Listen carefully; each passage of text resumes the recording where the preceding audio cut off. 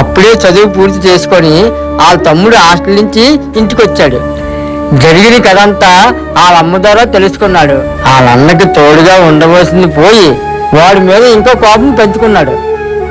అలా జరిగింది కదా. దేవుళ్ళు రాక్షసులే కాదు, ఈ అమృతం కోసం ప్రజలు కూడా కొట్టుకునేవారు మనవడా.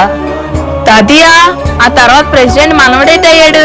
విధితో పట్టుకున్న వాళ్ళు ఆ క్షణం బతికిన తరువాయి భాగంలో మరణిస్తారు. అర్థం కాలేదు తాతయ్య. ప్రెసిడెంట్ మనవడు కార్యాలయంలో లో పోయాడని విన్నాను రా.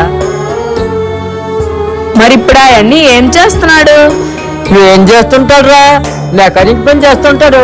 కరెక్ట్ గా 5 సంవత్సరాల తర్వాత ఈ ఊరు వదిలేసి పక్కూరికి వెళ్ళిపోయాడు. మళ్ళీ అక్కడ కూడా ఒక కొత్త సమస్యలో చిక్కుకున్నాడు. అక్క ఆ కళ కూడా చెప్తాత. నెక్స్ట్ భాగంలో చెప్తాలే మనోడా.